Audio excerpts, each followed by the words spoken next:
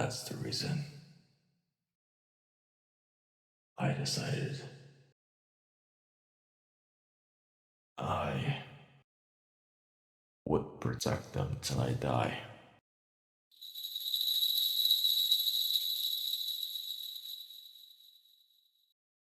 That's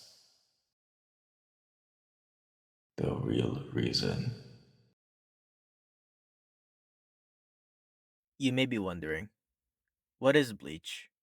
Well, to give you a quick overview,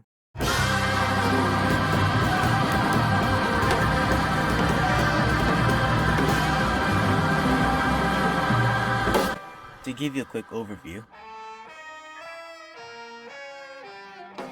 Bleach is about a 15-year-old teenager named Ichigo Kurosaki who has orange hair and has the ability to see, talk, and interact with spirits. But then, his whole life changed after a Soul Reaper by the name of Rukia Kuchiki accidentally gave him all of her Soul Reaper powers. And now Ichigo has responsibilities more than just slashing bad spirits, which are called hollows, like fighting a whole society of Soul Reapers, dealing with his inner hollow, fighting an army of Arankars, losing and trying to find his identity, and fighting a whole generation of Quincy's.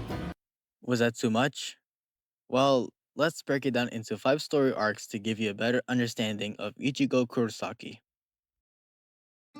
This is the first out of the 5 arcs that we see in Bleach. Now, we know that Ichigo becomes a Soul Reaper through Rukia, but why did he want to become a Soul Reaper in the first place? Well, we need to go back to when Ichigo was just 9 years old, when Ichigo and his mother, Masaki, were walking back home. During their walk back home, Ichigo saw a young girl standing over the river, looking like she was about to jump off. Ichigo then runs off and tries to help up the girl, only for Ichigo's mother to run after him after she senses the danger from the girl. And a few panels later, Ichigo's mother then dies. Now, 2 things that are happening in Ichigo's mind. One is that he thought he killed his own mother, and 2, he was guilty that he couldn't protect his own mother. This started a long, deep burden of survivor's guilt and blame on himself because of his mother's death. Fast forward on a couple of chapters and panels, and we see his fight with the Grand Fisher, the same hollow that killed his very own mother. And fast forward a bit more, and we see his change of motivation. He initially only wanted Rukia's Soul Reaper powers to protect his family from the vicious hollow attack that occurred a few chapters back. But after his fight with the Grand Fisher, he now has the motivation of becoming a Soul Reaper because he wanted to avenge and become stronger for his mother. This is the second arc that is in Bleach, and this is the rising point for Ichigo's character development. Because as it turns out, the same hollows that Ichigo has been fighting up until this point, he is part hollow. We know this because of his training with Kisuke Urahara, a shopkeeper who was once the captain of one of the 13 court guard squads of the Soul Society. When he woke his hollow self, Ichigo was actually terrified for many reasons. One reason was that his hollow self can take control of him, meaning, if his hollow self takes over and controls his mind and body, then he would risk harming his loved ones that are around him. Another reason was that because of his mother's death. It might not seem related, but he thinks that since a hollow killed his own mother, then he feels ashamed knowing that his hollow self is the same monstrous entity that lives inside him. Skipping a bunch of chapters, and we see his fight with Byakuya. The hollow self takes over Ichigo, and while Hollow Ichigo does the fighting, Ichigo tries to resist everything in his willpower to take back control over his body. This arc shows that he was afraid of his power and never wanted his hollow self to take control of him and go on a rampage.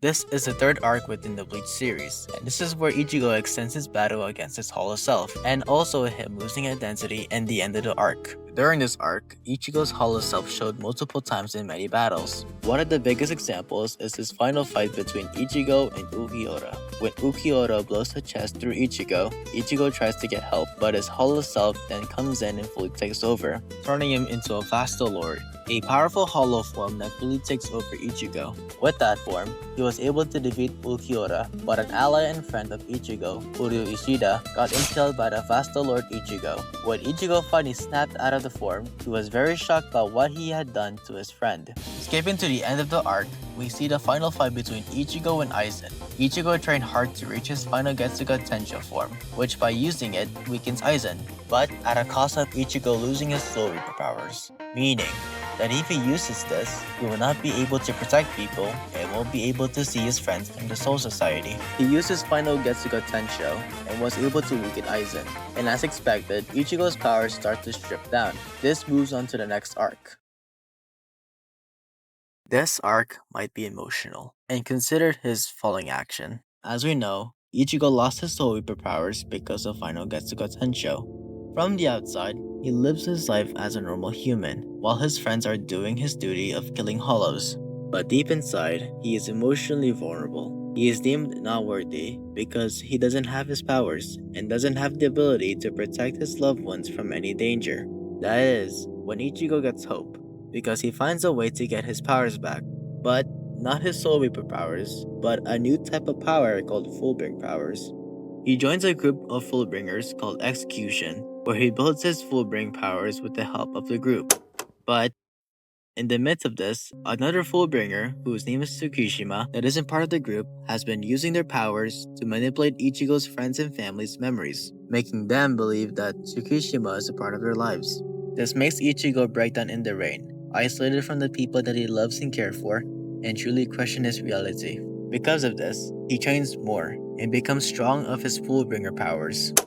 But that also crumbles, because as it turns out, the group leader, Ginjo, was working with Tsukishima all along. Ginjo revealed that he was actually the original substitute Shinigami, just like Ichigo once was, and Ichigo wanted Ichigo's powers all along, and blames the Soul Society for using him and discarding him.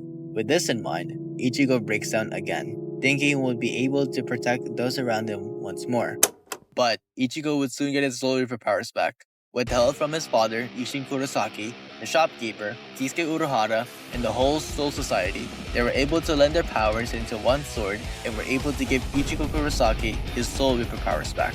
This gives Ichigo back his identity and purpose as a Soul Reaper and was able to defeat Tsukishima and Ginjo, concluding this arc. This is the fifth and final arc of the Bleach series, as Ichigo drastically improves on this arc. But it started out with a gruesome beginning. In the beginning of the war, the leader of the Quincy's, Yhwach, launched an attack that deeply wounded most Soul Reapers, and even killed the captain commander of the 13 Core Guard Squads, Yamamoto, and almost killed Byakuya Kuchiki. This left the Soul Society in a mourn of loss of their captain, and in need of a repair. And as for Ichigo, his Bankai, an upgraded form of the Sanpakto, has gotten broken from Yhwach. Editor's note, Ichigo's Bankai was actually destroyed by Hashfault, not Yhwach. And so he is, technically, powerless once again, until Squad 0 comes down to the Serete, the place where the 13 Core Guard Squads are, to get Ichigo and his friends that are damaged to not only heal him and his friends' wounds, but to also fix Ichigo's Bankai. But before Ichigo could go to Squad 0, Ichigo's dad tells the truth about his mother, Masaki. As it turns out, Masaki Kurosaki was a Quincy, the same race that is having war against the Soul Society, and Masaki could have been alive, but Yhwach released a move called Ashwallen, the power to steal Quincy powers from other Quincies. Masaki could have used her Quincy powers to defeat Grand Fisher, but it was bad timing that she ended up killed by Grand Fisher, trying to protect her son. With this in mind, Ichigo overcomes his survivor's guilt, and knowing that it wasn't his fault for his mother's death. He then went to Squad 0 barracks and got himself and his Bankai restored. When his Bankai gets restored, he faces his hollow self and another figure that claims to be his powers. But, as it turns out, that figure that claims to be his powers was actually his manifestation of Quincy powers. The hollow itself was actually Ichigo's true powers. Ichigo finally realizes that his hollow self wasn't the enemy the whole time, and finally accepts his hollow self, ending his eternal fight with himself.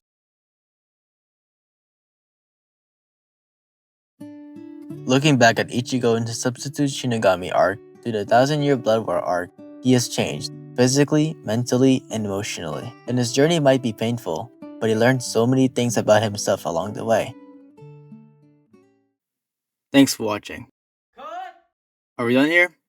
Yup! Okay, cool.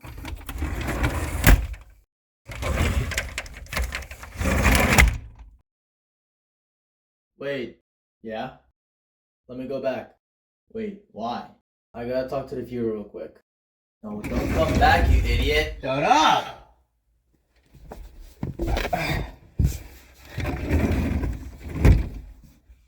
Hello there. I just want to say 2 things before I end this video. Firstly, that this is my first video on YouTube, so it would be greatly appreciated if you subscribe or support this channel if you want to. I just want to say that first of all. Secondly, this is actually a school project. This is actually my first time editing a video, and I took a lot of time making this video, even though it's basic editing. To be honest, as for a first video edit project, I'd say it's really good, to be honest. And if you're wondering what's the mark that I got for my English project, it's right here somewhere in the screen. Put it up. But yeah, I'm actually it's very impressive that I just got this kind of mark. And also, this video is kind of inaccurate, I'd say. I don't know, I left some details behind, that's for sure. And I know some Bleach fans are gonna go after me. It's oh, this is not it's not a really good video. I don't care. I've only watched the manga one. No, not the manga. I've only watched the anime once. I'm still reading the manga, but I can say that I did a really good job of covering Ichigo Kurosaki's character development. So yeah. Anyways, this concludes this video. I know this video is going for way too long already, so goodbye.